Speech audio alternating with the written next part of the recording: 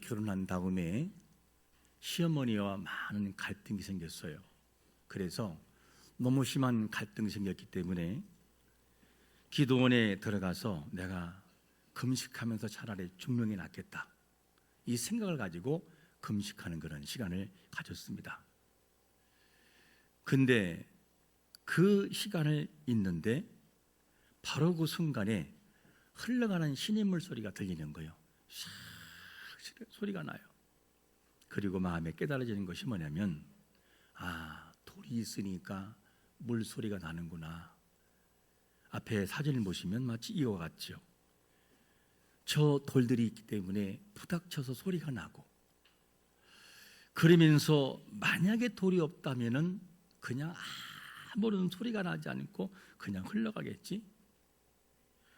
물길을 가로막는 돌이 있을 때 물이 부딪히고 깨지며 맑은 소리를 내듯이 내가 지금 내 삶에 이렇게 때로는 울음이 나오고 고통이 있는 것은 바로 내가 살아있다는 증거이고 하나님이 나를 사랑한다는 그런 증거다.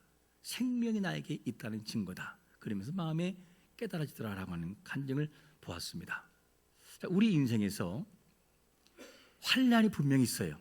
고통도 있고 환난과 고통이 분명히 다가오지만 이로 인해서 우리의 삶의 깊이가 깊어져요. 어떻게? 더 기도하게 만들고 더 하나님을 찾게 되고 더 단련된 모습을 가지고 하나님을 향해서 고백에 또렷하게 나타나는 것이 뭐냐? 환난과 시련이 다가오는 모습이라는 것이죠. 이런 측면을 볼 때 환난은 성도를 더 성숙하게 만들고 구원받은 성도의 삶의 질을 더 아름답게 만들어가는 과정인 것을 믿으시기를 축원합니다.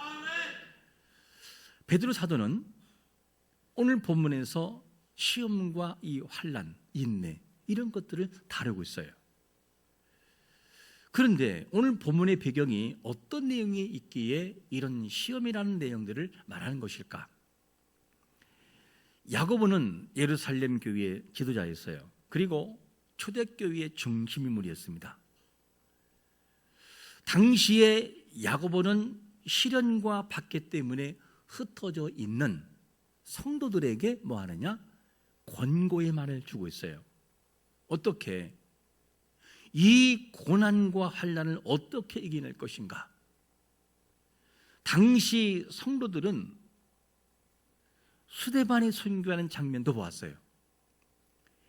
또 예루살렘 교회가 조직적으로 박해받는 현장도 보았어요. 당시 예수 믿는 사람들은 뭘로 간주되느냐? 이단으로 간주되는 시기였어요. 이단. 그러니까 이단으로 간주되니까 어디를 들어갈 수 없느냐? 회당을 출입할 수 없었어요. 그리고 공동체가, 가족의 공동체가 다 추방당해요. 사회적으로 불이익을 당하고 단절시켜버리는 일이 당시 성도들에게 있었습니다. 신앙을 고백한다고 한다면 그것은 각오를 해야 돼요. 생명의 위협을 각오를 해야만 되는 상황이었습니다. 믿는 자의 고난이 길어지면서 점점 무슨 일이 생기느냐? 성도들이 흔들리기 시작했던 신앙이 흔들렸어요. 내가 이렇게 살아가야 되나? 이렇게 살아가는 것이 맞는 것인가? 자꾸 흔들려요, 마음이. 분열이 생기고 이런 상황이 있을 때 하나님의 백성들이 어떻게 이 시험을 이겨내야 되냐라고 하는 부분을 고민하고 있는 것이 본문의 배경과 내용입니다. 자, 그러면 성도들이 시련 앞에서 어떤 태도를 보이라고 고민하고 있냐면 첫 번째로 이렇게 고민합니다. 온전히 기쁘게 여겨라. 무엇을? 시험을. 한번 2절을 같이 읽어볼까요? 시작. 형제들아, 너희가 여러 가지 시험을 당하거든 온전히 기쁘게 여기라. 왜 야고보는 시험을 이겨라라가 아니고 너희가 여러 가지 시험을 당하거든 기쁘게 여기라 이런 표현을 쓰고 있는 것일까? 이 내용을 보면 당시에 성도들이 받는 고난은 하나가 아니었어요. 우리가 그렇잖아요. 삶을 살아갈 때 하나의 고난이 와도 버겁잖아요. 근데 당시에 이 성도들은 하나의 시험이 아니었어요. 당시에 이 시험은 어떤 것이냐? 예수님을 믿는 것 때문에 경제적인 핍박이 가해졌어요.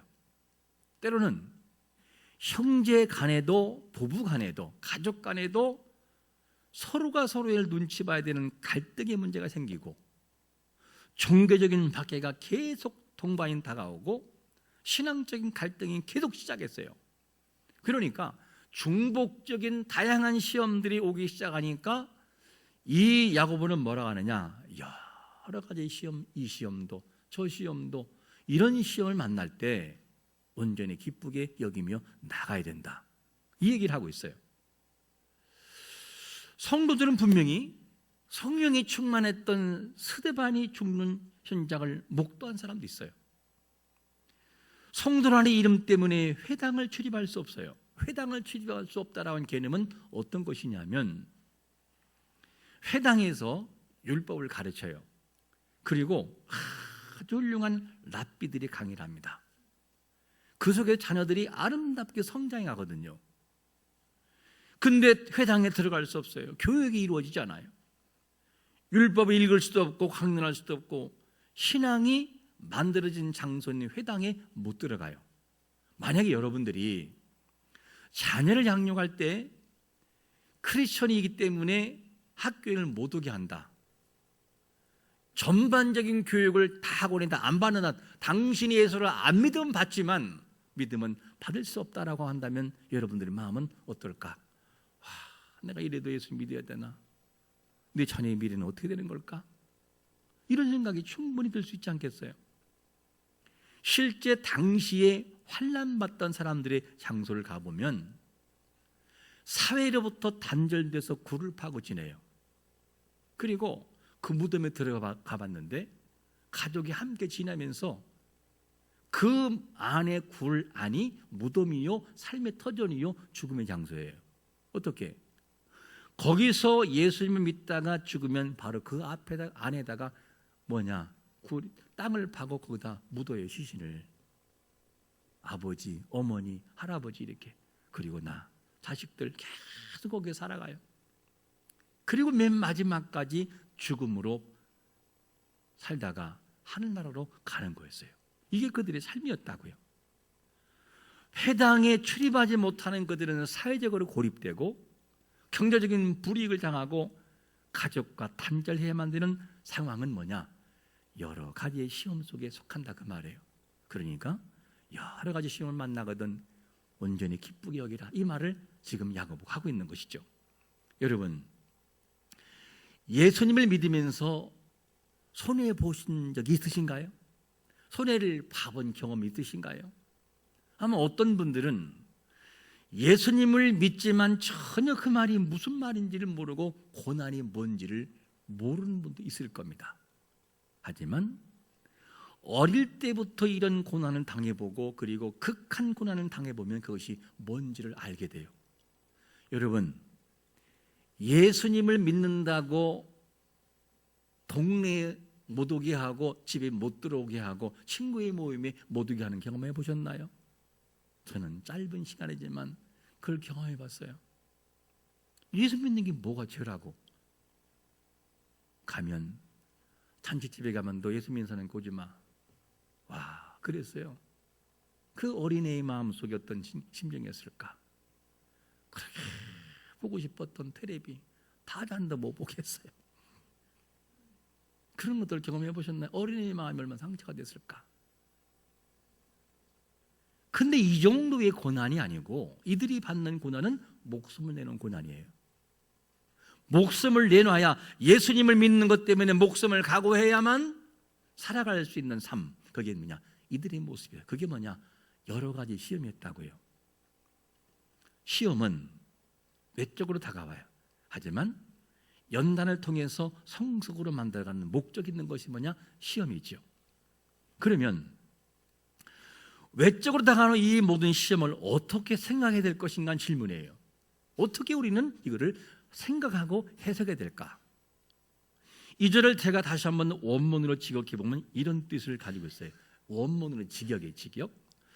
너희가 여러 가지 시험들 속에 빠지게 될 때마다 그것을 전적인 기쁨으로 판단하라.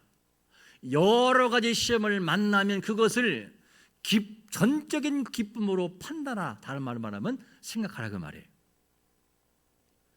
이 판단한다는 동사가 어떤 것이냐면, 동사가 중요한데, 시험은 사람을 파괴하기 위한, 성도를 파괴하기 위한 도구가 아니라 구원받은 성도들의 삶을 단단하게 만들어 놓는 것이 뭐냐? 시험이에요. 하나님이 일하시는 손길이라고요. 시험이. 바울도 육체 가시가 있었거든요. 바울이 누굽니까? 목숨을 내놓고 선교하는 사람이에요. 근데 우리가 생각할 때 그럴 수 있잖아요. 하나님이 바울을 아신다면, 그렇게 선교하고 열심히 일을 하면 하나님이 바울에게 병을 주지 마야 돼요. 왜? 병을 안 주고 도와주고 밀어도 시원찮을 판에 바울이 뭐라고 합니까? 너무 고통스러우니까 기도하잖아요. 하나님, 나 육체에 가시 있는 거 아시죠? 어떤 사람은 그게 간질병이다, 어떤 사람은 뭐 안지라 말하지만, 중요한 것은 뭐냐면 바울이 너무너무 고통스럽고 견딜 수 없을 정도의 아픔과 때로는 창피함과 때로는 여러 가지 불편함이 있어요. 하나님, 이거 가져가 주세요. 몇 번 기도하냐? 3번. 히브리 문화의 3번은 많이 했다 그 말이에요. 여러 번, 지금도 앞으로도. 그런데 하나님의 대답은 참 너무나 매장해 보였어요. 바울아, 내 은혜가 너에게 족하다. 무슨 말이죠? 하나님이 그에게 주신 은혜가 있는데 그것이 너에게 가시랄지라도 지금 그 가시가 너를 만들고 너를 겸손하게 만드는 수단이야. 만약에 그걸 내가 거두가면 너는 분명히 교만해질 것이다. 그러니까 더 이상 얘기하지 마. 그냥 둬. 그러면서 뭐라고 하냐? 그거를 하나님이 거두가지 않아요. 할 줄 몰라서 능력이 없어서가 아니라 가시가 필요하기 때문에 그냥 두는 것을 봐요. 이게 주님의 말씀이었어요. 우리 인생에서 분명히 돌처럼 느껴지는, 그리고 육체의 가시를 만날 수 있어요. 그래서 이것 때문에 낙심하게 되고, 왜 저 사람은 없는데 나는 이렇게 살아가야 되나? 저 사람은 이렇게 부유한데 왜 나는 가난한가? 저 사람은 10억을 아버지가 물려줬는데 나는 대체 뭐를 물려받았나? 가난밖에 없다. 이런 것 때문에 마음에 실족할 수가 있어요. 근데 중요한 것은 뭐냐면 주님은 그 돌을 통해서 아름다운 신앙의 소리를 만들고 있는 중이라는 거죠. 때로는 주님 앞에 내가 가난해 보기 때문에 하나님, 이 모든 가난에서 벗어나고 그리고 가난한 자들의 마음을 알게 되고 저가 얼마나 힘들까 하고 긍휼적인 마음으로 안다는 거죠. 하나님 뭔가 하실 일이 있어요. 시험은 때로는 하나님의 도구로 사용되기도 해요. 그리고 시험과 역경을 극복하게 해주는 견고한 디딤돌이 될 수 있다는 거죠. 우리는 역경이 있기 때문에 다양한 소리가 나와요. 주여 라는 소리도 나오고, 때로는 하나님 너무 아파요, 하나님을 의지하는 믿음도 소리도 나오고, 때로는 그 상대가 아플 때 저 마음이 얼마나 아플까라는 긍휼의 소리가 나오기도 해요. 그리고 하나님, 나를 불쌍히 여겨주세요, 겸손한 소리도 나오기도 해요. 그렇기 때문에 오늘 본문에서 야고보는 너희가 다양한 시험을 만나지만 그거를 부분적으로만 이기지 말고 온전하게 기쁘게 그거를 이겨내라는 거예요. 온전하게. 원문을 말한다면 여긴다는 동사가 판단해봐라. 그 모든 시험을 판단해봐라. 그리고 생각해보라는 명령으로 되어 있어요.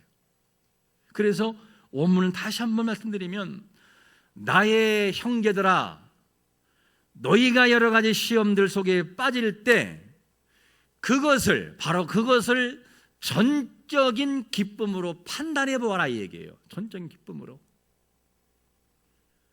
시험이 오는데 어떻게 즐겁게만 하겠어요? 누구나 다 시험 싫어하지요. 여기서 온전히 기쁘게 여기라는 이 말은 시험을 시험이 즐겁다는 뜻이 아니에요. 고난을 하나님의 목적 안에서 가치 있는 모습으로 판단하고 생각해보고 재해석해봐라, 이 얘기예요. 그러니까 시험을 감정적으로 생각하지 말고 하나님의 구원 역사 안에서 해석해봐라. 주님이 나에게 이거를 통해서 뭐를 요구하시는 것일까 생각해보라는 거예요. 고난 자체를 좋아라는 말이 아니라 고난 속에서 이루신 하나님의 뜻을 보고 그것을 기쁨으로 계산해보는, 판단해보라, 그 얘기예요. 우리가 시험을 기쁘게 여길 수 있는 것은 뭐냐면 우리가 강해서가 아니에요. 이미 우리를 위해 시험을 통과하신 예수님이 계시기 때문에 그분처럼 따라가는 것이고 그분을 바라보고 우리는 함께 걸어가는 거예요. 그래서 그 예수님을 바라보라는 내용이 히브리서 12장 2절에서 뭐라고 말씀하죠? 같이 시작. 믿음의 주여 또 온전하게 하시는 인 예수를 바라보자. 그는 그 앞에 있는 기쁨을 위하여 십자가를 참으사 부끄러움을 개의치 아니하시더니 하나님 보좌 우편에 앉으셨느니라. 할렐루야. 예수님은 십자가의 구속을 이루신 후에 나타날 이 영광을 생각했다, 그 말이에요. 판단하라, 동사. 판단했다. 어떻게? 지금은 이 십자가 나에게 고난이고 너무나 아픔이지만 이 고난의 십자가를 진 이후에 아버지가 주실 이 영광의 그 부활과 그리고 승천과 보좌 우편에 앉은 영광, 그리고 나를 통해서, 예수님을 통해서 이루실 구원을 생각했다는 거예요. 그래서 그 십자가를 졌다, 이 말이에요. 여러분, 우리가 지는 십자가는 내가 그 모든 십자가를 짐으로 얻은 영광이 아니라 이미 예수 그리스도의 십자가의 은혜가 구속을 이루어 놓았으므로 구속을 받은 우리에게는 믿음의 성도의 열매다운 모습을 가지고 살아가기 위하여 그 믿음을 이기게 되는 모션이 우리에게 있는 것이 정상인 것을 믿으시기를 축원합니다.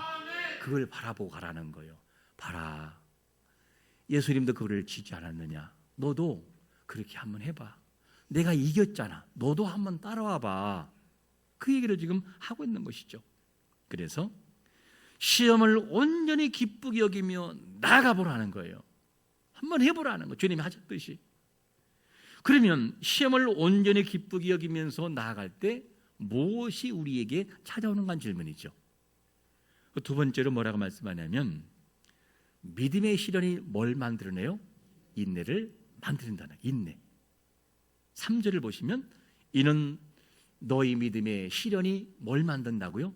인내를 만들어 내는 줄 너희가 알미라. 우리의 믿음의 시련을 통해서 구원받은 자의 열매인 인내가 만들어진다는 거예요. 인내가. 이를 달리 말하면 우리의 믿음이 어떤 믿음인지를 믿음의 시련을 통해서 드러난다는 거예요. 이를 또다시 말한다면 건강할 때 하나님께 감사했는데 그런데 고난과 질병에 찾아오니까 막 불평한다. 그것이 과연 구원받은 자의 믿음이냐라는 것을 한번 들춰주는 모습이라, 그 얘기예요.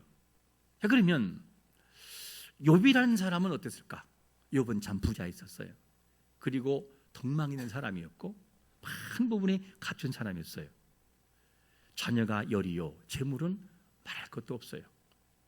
인정받는 동방의 의인과 같은 모습이었죠. 그런데 이 욥이 하나님을 찬양하고 갖췄지만 하나님을 경외하는 사람이었어요. 그러면 욥이라고 하는 사람은 어땠을까? 이 욥이라는 사람의 모습을 욥기서 1장 21절에서 이렇게 우리에게 말해줘요. 이르되 내가 모태에서 알몸으로 나와 싸운즉 또한 알몸이 그리로 돌아올지라. 주신 이도 누구라고요? 여호와시요 거두신 이도 여호와다. 그래서 하나님을 찬양한다는 거예요. 이 믿음이 뭐냐? 심정 구원받은 자의 믿음의 모습이다. 그런 인내가 우리에게 있어야 된다. 믿음의 시련을 통해서 뭘 만드느냐? 성숙한 성도를 만들어 놓아요. 그래서 그 복음의 역사가 그를 통해 더 아름답게 나가게 만드는 것이 뭐냐면 시련과 시험의 하나의 본질이라는 것이죠. 경제적인 어려움이 올 때 하나님이 나에게 공급하시는 분이라는 것을 믿는 자에게는 뭐냐? 그 경제적인 문제 때문에 막 원망하고 불평하잖아요. 왜? 하나님이 주실 때가 있다는 걸 믿기 때문에. 억울한 일을 당할 때 하나님의 공의를 못 믿으면 뭐냐? 보복을 해. 왜? 하나님이 그냥 하실 거라는 걸 안 믿기 때문에 내가 보복하는 거예요. 그러나 믿는 사람은 하나님이 하실 줄 믿습니다 하고 기다리는 거예요. 우리의 인내가 그런 식으로 만들어진다는 거죠. 내가 하나님께 막 기도했어요. 근데 응답이 없네요. 그때 원망하지 말고 하나님은 반드시 우리의 간절한 기도를 들으신 분이기 때문에 하나님의 방법으로 하나님의 때에 주실 거야. 나는 그걸 믿어. 그러면 원망을 안 한다는 거예요. 왜? 믿으니까. 그런 인내에 있는 믿음을 하나님이 우리에게 원한다는 거죠. 시련을 통해서 그리스도를 닮은 사람으로 빚어지는 거예요. 시련을 통해서. 그러나 우리가 알아야 할 것은 뭐냐면 시험을 이겼다, 강한 연단을 통과했다, 그래서 그것이 구원을 만드는 거 아니에요. 뭐냐? 우리에게는 항상 바라볼 대상이 뭐냐? 이미 예수 그리스도의 은혜가 그 십자가의 구속이 나를 완성해 놓았잖아요. 근데 아직 부족한 이 본질이 있다 보니까 뭐를 못하느냐?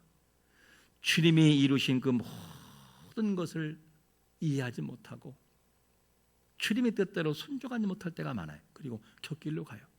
그리고 다시금은 돌아와야 되는 그런 본질이 있어야 돼요. 그래서 그 인내를 통해서 그 많은 것을 우리가 배우게 되는 거죠. 여러분, 하나님은 지금도 어떻게 되느냐? 이 구원받은 자들에게 많은 과정을 통해서 지금도 다듬어가고 있다는 사실을 알고 그 주님의 은혜를 기억하면서 주님을 바라보고 그 길을 걸어가는 자가 되시기를 축원합니다. 그래서 우리는 인내함으로 온전히 이루어야 되는 거예요. 이를 본문 4절에서 뭐라고 말씀하냐면 같이요, 시작. 인내를 온전히 이루라. 이는 너희로 온전하고 구비하여 조금도 부족함이 없게 하려 함이라. 부족함이 없는 사람으로 만들기 위함이라는 거. 이거는 뭐냐? 구원받은 자에게 던지는 질문이라고. 이 질문이요, 구원이 없는 자에게 주는 질문이 아니라 너희가 구원받은 자라고 한다면 이런 삶을 살아가는 것을 내가 기뻐한다. 원문을 지극해 보면 무슨 말이냐? 인내가 완전한 일을 하게 하라. 이게 무슨 말이냐? 인내가 계속 일을 하고 있어요. 근데 내가 인내를 덮어버리거나 누르지 말라는 거예요. 다른 말로 한다면 네가 포기하지 마. 네가 마음대로 결정하지 마. 인내가 그냥 계속 일하게 만들어놔. 이 원문에서 이렇게 말하고 있어요. 그러니까 세상에 고난을 좋아하는 사람은 아무도 없어요. 빨리 지나가기를 원해요. 저도 고난이 싫어요. 저도. 왜? 아프니까. 하지만 인내가 자라도록 놔두라는 거예요. 원문에서는 놔둬라. 인내가 무슨 말이죠? 인내를 끝까지 가지고 하나님을 바라봐라. 그 속에 나오는 하나님의 선한 열매가 있다. 내가 함부로 포기하거나 한번나 좌절하지 말라는 거예요. 인내를 통해서 온전한 사람이 만들어지고 부족한 사람, 부족하지 않는 사람으로 만들어진다는 거예요. 믿음의 시련을 통해서 인내가 자라고 성숙한 사람으로 가는 과정으로 이루어간다는 거죠. 이를 달리 말하면 사람은 인격적으로 균형 잡히지 못한 사람이 있어요. 너무 영적으로 주여주여만 하고 세상을 완전히 무시하는 은둔 생활하는 사람도 있는가 하면 어떤 사람은 주여주여를 부르지만서도 삶의 사회 속에서의 이걸 자초와 있게 하나님의 사람이라는 것을 증명해내는 사람도 있어요. 하나님이 뭘 원하실까? 우리의 믿음이 강성하다면 강성한 믿음이 삶의 모습에서 드러나서 하나님의 사람이라고 하는 사실을 사람들에게 증가하는 은혜가 우리에게 있는 것이 정상인 걸 믿으시기를 축원합니다. 그렇게 살아가는 것이 옳은 거라는 거죠. 누구에게나 시험은 다가와요. 안 오는 사람 없어요. 그러나 그 시험은 인내를 만들고 그 인내는 견고한 디딤돌이 되어 온전한 사람으로 구비되게 만들어 놓는다는 거예요. 우린 여기서 한번 질문해 봐야 되죠. 시험은 믿음의 시련을 통해서 인내를 만들고 온전한 사람으로 만들어가는 것이라고 한다면 우리가 만나는 다양한 종류의 시험을 어떻게 지금 대처하고 있냐는 질문이에요. 나는 어떻게 지금 대처하고 있는가? 단지 그냥 원망만 하고 있는 것은 아닌가? 시험을 통과해야 하나님의 예비하신 것을 우리가 경험할 수 있는데 이 믿음의 인내를 통해서 정금같이 지금 나를 단련하고 있는데 힘들어, 포기해, 그리고 놔버려요. 인내가 가도록 두는 거예요. 인내를 잡아 당기고 있다 그 말이에요. 그리고 하나님 원망하면서 하나님 그렇게 하셔야만 됐나요? 하나님 아시면서 왜 그렇게 하셔야만 됐나요? 이 원망이 나오고 있는 거 아닌가? 여러분, 시험을 하나님의 관점에서 보지 못하면 내 생각대로 판단하면 뭐가 되느냐? 원망이 나와요. 예수님이 고난의 십자가를 참으신 것은 십자가 이후에 있을 부활과 승천, 그리고 하나님의 보좌 편에 앉으셔서 받으실 영광의 그 모습을 바라보고 그 가신 것처럼 우리도 주님이 그랬다면 우리도 그렇게 그 길을 걸어가는 것이 정상인 것이죠. 여러분, 주님은 이것을 바라보고 십자가를 개의치 않았어요. 우리말로 바꾼다면 우리가 참기 힘들어 보이는 고난이 분명히 있을 수 있어요. 그때 이건 너무 개의치 말고 십자가를 바라보자. 주님을 바라보자. 주님도 그랬잖아. 영광 바라보고 걸어갔잖아. 하나님, 제가 버티게 해주세요. 이기게 해주세요. 그렇게 그 길을 걸어가라는 거죠. 다양한 시험을 통해서 이루고자 하시는 그 무엇인가가 있다는 거예요. 하나님이. 우리는 힘든 고난의 현장에서 그 앞에 있는 기쁨을 위해 참으신 예수님을 바라보고 그 길을 걸어가기를 축원합니다. 그래야 이길 수 있다는 거예요. 안 그러면 못 이긴다는 거예요. 내 의지는 안 된다는 거죠. 이 상황을 우리가 분명히 판단하고 생각해 보아라. 하나님은 다양한 시험의 도구를 통해 이루고자 하는 것이 분명히 있어요. 그거를 진심으로 깊이 생각해 봐야 돼요. 여러 가지 시험은 우리를 신앙을 파괴하는 도구가 아니에요. 우리가 생각할 땐 파괴할 것처럼 느껴지지만 파괴할 것이 아니라 믿음을 더욱 단단하게 만들어서 비전에는 하나님의 손길이 묻어 있다는 사실을 알고 가야 돼요. 하나님이 일하는 도구였구나. 또한 고난은 우리 속에 있는 불순물을 제거하는 도구라는 걸 아셔야 돼요. 그것이 아니면 내 고난, 내 이 신앙이 바로 설 수 없다고 하는 것을 알기 때문에 하나님이 그를 허용하시는 거죠. 금이 불을 통과하지 않으면 금이 될 수 없어요. 통과해야 돼요. 그 길을 주님과 함께 손잡고 걸어가면서 이겨내야만 돼요. 넘어지면 주님 저를 세워주세요. 제가 못 일어나겠습니다.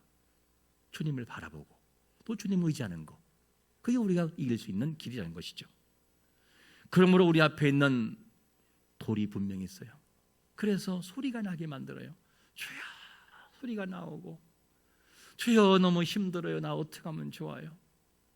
주님 너무나 견딜 수 없어 눈물이 나와요. 하나님 이 장애물을 좀 제거해 주세요. 다양한 소리가 나와요. 근데 그거는 살아있는 소리예요. 어떻게 주님과 함께 연결되는 소리다. 하나님은 분명히 소리를 통해 내게 만들어요.